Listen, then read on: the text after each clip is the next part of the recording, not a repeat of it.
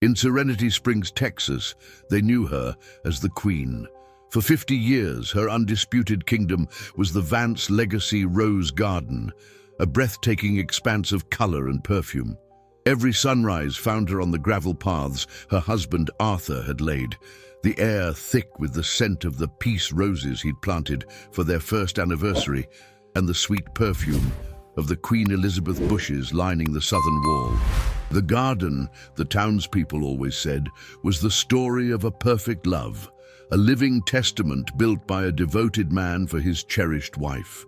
For half a century she let them believe it. She inhabited the role so completely, breathed in the fragrant narrative until it filled her lungs, that she could no longer distinguish the perfume of the flowers from the scent of the lie. The truth was a far more thorny thing. Her perfect husband had not built her a sanctuary, but a gilded cage, beautiful and suffocating. It wasn't until his definitive silence the previous spring that she finally found the key to her own story. Her liberation and the undoing of 5 decades of carefully cultivated illusions began not with a grand gesture, but with a single piece of paper. Tucked away in Arthur's desk was an old letter, its creases crisp and threatening, a relic that promised to poison the garden and tear the perfect story of the Vances out by the roots. Subscribe for gripping mysteries and untold stories. We unearth the secrets and expose the lies hidden behind perfect facades. Don't miss a single revelation. Arthur's will had a secret, a dark little root buried beneath the surface. My lawyer, a young man with more sympathy than I deserved, read the clause in a low, steady voice. It stated that the land, my garden, my very identity, was never truly ours. It was promised decades ago to another family, the Rossis. I just stared at him, my teacup rattling in its saucer. The name meant nothing to me. "That's impossible," I said, the words feeling brittle in my mouth. My son, Michael, who was sitting beside me, just sighed. He's always seen the cracks I papered over. "Let it go, Mom," he said later that evening, his voice laced with an old familiar sadness. "Dad was never who you thought he was." But I couldn't. Admitting he was right would mean admitting my whole life was a performance. I had to protect the story, our story.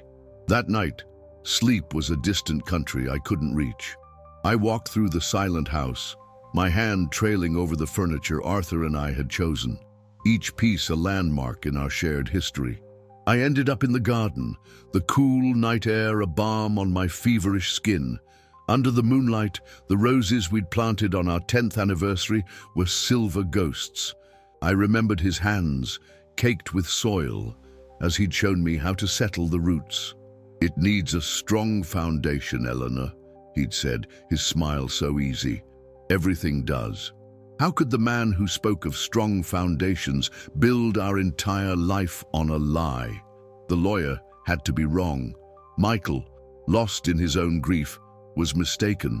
The next morning I began my own investigation.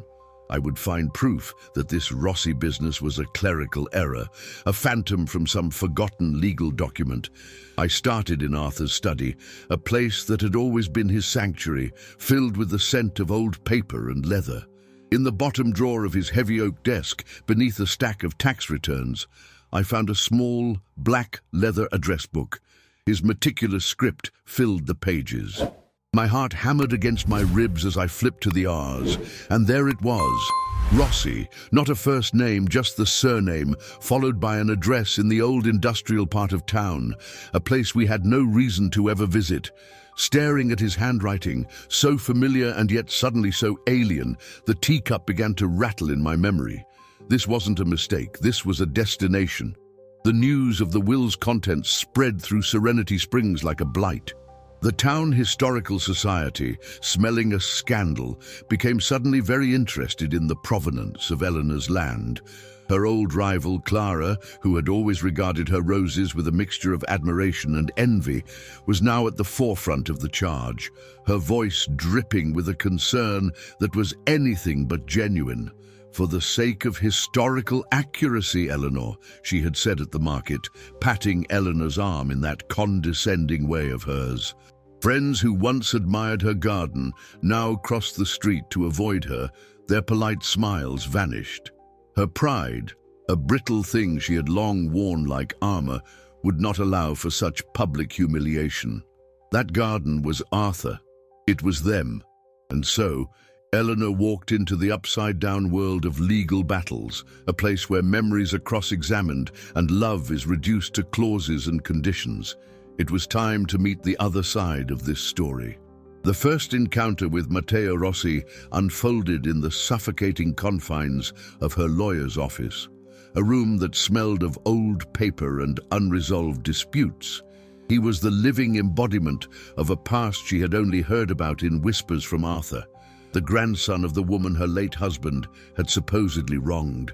He presented an imposing figure, not through sheer size, but through an intensity that seemed to radiate from him like heat from scorched earth.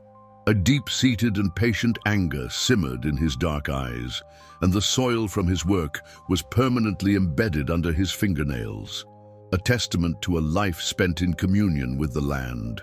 She learned he ran a struggling nursery on the edge of town, a venture that seemed as precarious as his hold on civility in her presence. When his gaze finally settled on her, it cut through the fog of her grief with brutal clarity. He didn't see a widow mourning the man she loved. He saw the inheritor of a stolen legacy, a thief cloaked in respectable black. The silence stretched, thick with unspoken accusations, before he broke it. "My grandmother talked about this land her whole life," he said, his voice a low, tight growl that resonated with generations of resentment. "It was her dream, the one your husband stole." The accusation hung in the air, sharp and undeniable. Her eyes involuntarily dropped to his hands, resting on the polished mahogany table. They were calloused, powerful, and stained with dirt, the hands of a man who coaxed life from the ground. They were so jarringly different from Arthur's, whose hands had always been smooth, manicured, the hands of a man who managed and acquired rather than created with his own labor. The contrast sparked a flare of indignation that momentarily eclipsed her sorrow. How dare he? This garden wasn't a stolen prize, it was the sanctuary Arthur had painstakingly cultivated for her, a living tapestry of their shared life. "My husband built this garden for me," she retorted, her voice gaining a strength she hadn't felt in months. "It is my life's work." The words were a shield, a declaration of her own claim, her own history intertwined with that very soil. But as she looked at him, at the raw bitterness etched onto his face and his stubborn refusal to release the grip of a past injustice, she was struck by a terrible, painful recognition. In his unyielding obsession, she saw a dark mirror of her own clinging to the past, her own inability to let go of Arthur and the life he had given her. They were two ghosts from different histories, haunting the same sacred ground, inextricably tethered to a single plot of land and locked in a battle for a story that, in their hearts, each believed was theirs and theirs alone. The foundations of Mrs. Vance's world were first shaken by what seemed at the time a minor discovery. Her lawyer had found a document, an old deed of sale transferring the Rossi family land to her late husband, Arthur. His signature was there, bold and achingly familiar, but another signature was present as well, one belonging to Isabella Rossi. "We had a handwriting expert look at this," the lawyer said gently, his voice softening the blow that was to come. "Mrs. Vance, Isabella's signature is a forgery." The words were incomprehensible, refusing to form a coherent thought in her mind. Arthur, her Arthur, a forger. The concept was an absurdity. Yet as this revelation settled, the whispers in town grew louder, morphing from gossip about a broken promise into the damning accusation of a crime. She couldn't stop seeing Arthur's hand in her memory, the way it would confidently sign a check or a birthday card. It was impossible to reconcile that cherished image with the sinister portrait of a man meticulously faking a signature.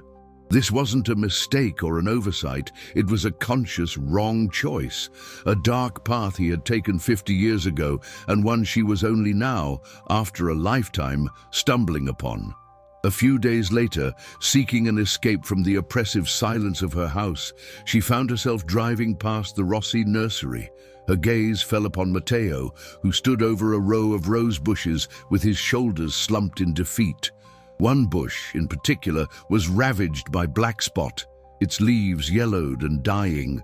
She recognized the breed instantly, a rare maiden's blush, the same variety her own grandmother used to cultivate. Before conscious thought could intervene, she had pulled the car to the side of the road and stepped out. He looked up, startled, and his expression hardened as he saw her approaching. "What do you want?" he demanded. She ignored the question, walking past him to the blighted plant. Her hands knew instinctively what to do, deftly pinching off the diseased leaves and checking the airflow around the canes. "You need to mix a bit of baking soda with your horticultural oil," she advised, her voice softer than she intended. "And you're watering them from above, always water at the base." In that moment, the fight between them evaporated, leaving only the shared, silent language of gardeners.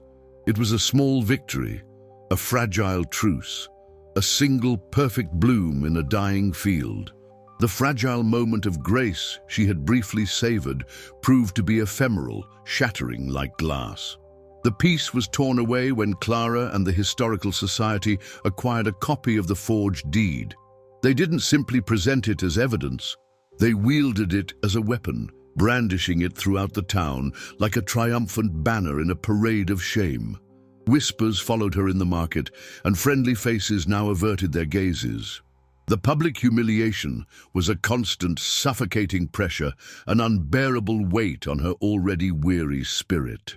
That evening the doorbell chimed, a harsh intrusion into the tense quiet of her home. It was her son, Michael, his face a canvas of deep worry. The lines around his eyes seemed to have deepened overnight. "Mom, this has gone too far," he began, his voice low and urgent, laced with a plea she initially refused to hear. "People are calling Dad a crook. You have to stop this." Her defenses immediately rose, a fortress against what felt like another attack. "Stop what, Michael? Stop fighting for your father's legacy?" She shot back, her voice trembling not just with indignation, but with the sheer effort of holding herself together. In her eyes, he was not trying to protect her. He was echoing the town's condemnation. That was the breaking point. The profound sadness in her son's eyes. A familiar companion since his father's death was suddenly consumed by a flash of anger, a raw and powerful emotion she had rarely ever seen in him. The transformation was swift and startling. "His legacy," he repeated, his voice laced with a bitterness that cut through the room's tense atmosphere. "What legacy? A garden built on a lie." He gestured sharply, as if the contested land and all its falsehoods were right there in the living room with them. Then came the final devastating blow, the words that would haunt her long after he was gone. "You never saw him, Mom, not the real him. You loved the idea of him more than you ever loved the actual man." The accusation struck her with the force of a physical impact, an invisible wound that left her breathless. There was no defense, no retort she could offer, because the truth of it resonated in the deepest, most hidden corners of her heart. Michael turned and walked out, the soft click of the closing door sounding like a final judgment. He left her alone, in a silence that was heavier and more profound than any she had ever known. In that crushing quiet, stripped of her crusade and her son's respect, the carefully constructed walls around her heart crumbled. He was right. A devastating clarity washed over her. He had always been right. Reeling from Michael's words, her mind went back, unbidden, to a night she had buried for 50 years. She remembered sitting in the dark, waiting for Arthur to come home from a supposed business dinner. He had walked in long after midnight, and as he bent to kiss her cheek, she smelled it, the faint, unfamiliar scent of a different perfume on his coat. It was not strong, merely a ghost of a scent, something floral and sweet that was not hers. "How was the meeting?" she had asked, her voice steady despite the sudden tremor in her heart. He had told her a lie about where he had been, a cold and practiced one that slid easily from his lips. But she saw the truth in his eyes, a flicker of something, guilt or perhaps sorrow. And in that pivotal moment, she made a choice. She chose to be blind. She chose the beautiful, fabricated story over the messy, devastating truth. That was the instant her life became a secret she kept even from herself. The beautiful garden, a symbol of their perfect life, was not just his lie, it was hers too. A week later, the final structure holding up Eleanor's carefully built world came crashing down. The call came from her lawyer. He had found something else, he explained, tucked away with the forged deed that had already dismantled so much of her reality. Eleanor's heart sank. "What is it?" she asked, a sense of dread tightening in her chest, almost wishing she could take the question back. "It's a packet of letters," he said. "Love letters. From Arthur." She held her breath, a desperate and foolish hope flickering to life within the ruins. "To me," she whispered, the question fragile. The pause on the other end of the line was heavy with meaning before the lawyer's voice, now laced with pity, delivered the final blow. "No, Eleanor. They're to a woman named Isabella Rossi." The revelation was absolute. The garden, which she had long considered her beautiful prison, was not a monument to their shared love. It was a memorial to his. Every petal, every sharp thorn, was suddenly a testament to the life Arthur ached for but could not have with another woman. Her marriage, her social standing, the very core of her identity as Arthur Vance's cherished wife, it all disintegrated, turning to ash in an instant. She had lost everything. As the scent of roses drifted through the open window, it was no longer beautiful. It was cloying, suffocating, and utterly false. In the garden that night, she sat, enveloped by the cool air, the moonlight casting long, ghostly shadows from the rose bushes. It was there her granddaughter Chloe found her. Chloe, a perpetually sweet and earnest girl, always felt the need to fix things, to mend what was broken. "Grandma, are you okay?" she asked, her voice soft as she draped a warm blanket around her grandmother's slumped shoulders. The older woman offered no words, only a slow, heavy shake of her head. "I was trying to help," Chloe confessed quietly, her tablet illuminating her concerned face. "I thought if I could find out more about this Isabella Rossi, maybe it would make sense. I was looking through old public records, family tree sites, that kind of thing.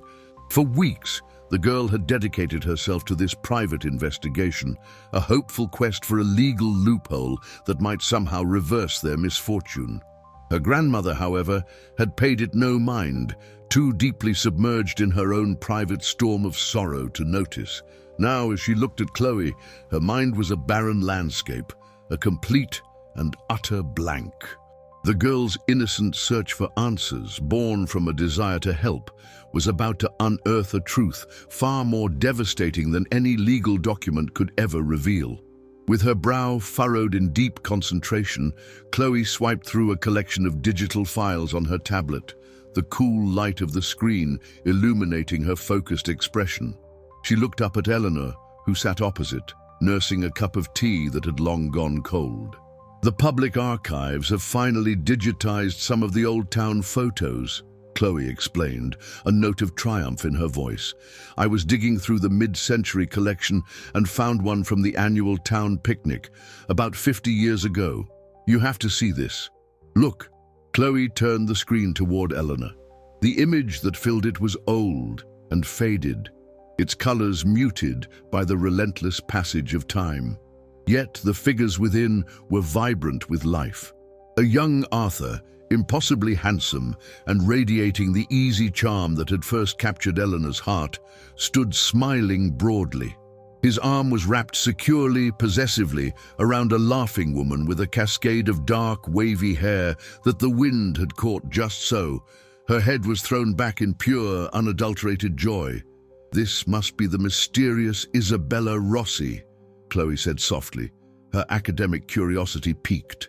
Eleanor reached for the tablet, her hand trembling slightly as she took it. The weight of the device felt immense, a slab of stone from a forgotten tomb. The moment her eyes truly focused on the woman's face, her breath left her body in a single, ragged gasp that tore from her throat. The world tilted violently, the familiar pattern of the wallpaper swimming before her eyes.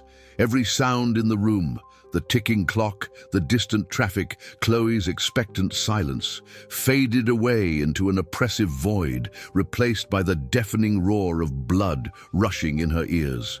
The woman in the photograph was not a stranger. The face, though younger, more carefree, and alight with a happiness Eleanor had never seen, was achingly, undeniably familiar. It was her own sister, Margaret. The name, a ghost that had haunted the periphery of her life for 5 decades, crashed into the forefront of her mind with the force of a physical blow. This was Margaret, the sister who had been a mismatch with their family's rigid principles. The one who made an irreversible decision, a phrase her parents had used like a final verdict, and whose subsequent departure for California had plunged the family into a definitive, suffocating silence they had never dared to break. Margaret had been erased, her memory a scar they all agreed not to touch. And now, here she was, smiling back from the past, wrapped in the arms of the man Eleanor had married. Her husband, Arthur, had been in love with her sister. The thought was not just a thought, it was a physical sensation, a shard of ice piercing her heart and splintering into 1,000 painful truths. Her entire marriage, the life she had so carefully constructed, was built upon a gaping void. Her family, with her own silent complicity, had not just shunned Margaret. They had exiled her, punishing her for a love they had buried and a secret she had protected to her own detriment. The photograph felt unnaturally heavy in her hands, a small rectangle of cardstock that carried the leaden weight of half a century of her life. Arthur and Margaret. The names confirmed a truth she had long chosen to ignore. In that moment, she understood the secret wasn't just her late husband's. It was a thread woven deep into the fabric of her own family, a flaw in the tapestry she had so carefully maintained. The true antagonist of her story, she now saw with a painful clarity, was not a dead man, nor the town's judgment, nor a rival with an old grudge. The adversary had always been her own willful blindness. It was her pride, a fierce and fragile thing that could not bear the indignity of being a second choice. This pride had fueled her steadfast refusal to see the truth that had been laid bare before her all along, evident in the lingering scent of a particular perfume, in the persistent melancholy that clung to her brother-in-law, and most damningly, in her own sister's sudden unexplained departure years ago. She finally accepted that she had been the architect of her own gilded cage, the one who had meticulously built its walls and then decorated the cold, hard bars with roses to hide the fact of her own imprisonment. Sitting there amidst the ruins of his life, he was faced with a choice. He could pursue revenge, a destructive path that would scorch what little remained of his family and reduce Margaret's memory to a sordid town scandal. Or he could choose forgiveness, the most arduous path of all, for it demanded that he confront his own complicity. Through Chloe's diligent internet sleuthing, they had unearthed a phone number for an M. Vance in a small town near Napa. He knew it had to be her. His hand trembled as he dialed, his heart pounding with the immense weight of 50 years of unspoken words. When a voice answered, older yet unmistakably familiar, the words caught in his throat. After a lifetime of silence, he didn't know what to say, so he settled on the truest thing he could muster, a confession that had been decades in the making. Margaret, he whispered, the name a fragile echo from the past. I'm so sorry. The apology was not for Arthur, nor for the betrayals that had torn them apart. It was for himself, a profound and aching regret for 50 years of lost time, a chasm of absence that could never be bridged. The next morning dawned with a clarity that seemed to mirror her newfound purpose. She walked into the town hall, not with the heavy tread of the defeated, but with a quiet sense of resolution. There was no fight left in her, no last-ditch effort to craft excuses. The time for deception was over. Before the impassive faces of the town officials, she simply told the truth. Her voice, steady and clear, recounted the long history of the lie as she handed over the bundle of old letters and the faded photograph that served as its proof. With that act, she gave them the garden, the piece of land that had been both her sanctuary and her prison. It was not a capitulation, but a profound liberation, the shedding of a weight she had carried for most of her life. That afternoon, with the air still heavy with the day's heat and her own confession, she went to the Rossi nursery. She found Matteo amidst the riot of color, his back to her as he methodically packed a flat of deep purple petunias. He did not hear her approach over the rustle of leaves and plastic. She called his name, and he turned, his expression guarded as always. It was there, surrounded by the life he cultivated, that she told him everything. She spoke of Arthur, of a desperate act of forgery born from love and fear. And then the final, most crucial piece of the puzzle, Isabella. She explained that Isabella was her sister, the woman whose memory she had protected, and that she was also his great-aunt, a name lost to his family's history. The revelation hung between them, as fragrant and potent as the blossoms surrounding them. Matteo just stared at her, the trowel in his hand forgotten. The anger in his eyes, the hardened resentment that had been a wall between them for so long, began to dissolve. In its place, a dawning, complicated understanding began to surface, a turbulent sea of shock, grief for a past he never knew, and a reluctant empathy. He saw not an enemy, but a woman trapped by the same bitter legacy that had shaped him. In relinquishing the land, she had done more than surrender a property dispute.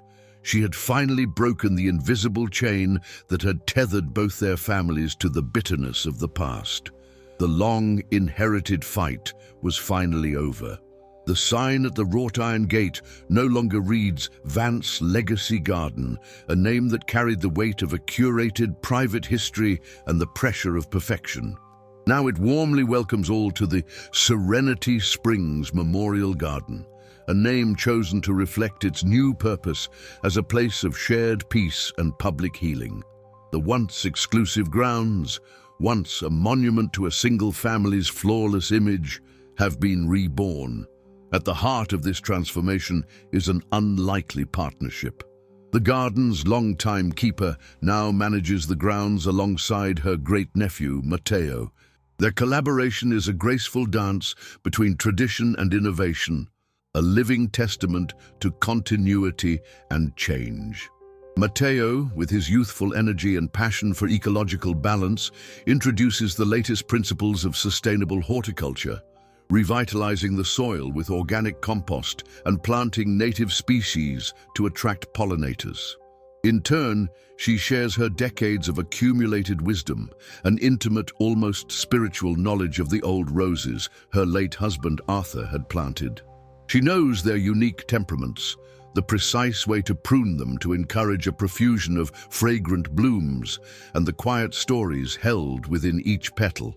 This new era in the garden is mirrored by a new, more authentic season in her own life. A profound shift occurred just last week when Margaret came to visit. The two women, long separated by a painful and unspoken history, sat together on a weathered wooden bench that Arthur himself had built. The air around them was still, yet the silence was not the tense void that had once defined their distance. Instead, it was a gentle, shared quiet, filled with the unspoken language of forgiveness and the promise of a new beginning. In that moment, she felt the heavy mantle of her old life fall away. She has finally let go of the perfect story she had so carefully constructed, the flawless narrative of a perfect marriage and a perfect life that had earned her the hollow admiration of the whole town. In its place, she possesses something far more precious, the unvarnished, liberating truth. With this newfound clarity, she is learning a profound lesson from the very earth she tends each day. She sees now that the most beautiful, resilient blooms don't spring from sterilized, immaculate soil. They emerge, stronger and more vibrant, from the rich, messy and tangled earth of a life lived with honesty and, most importantly, with grace and forgiveness.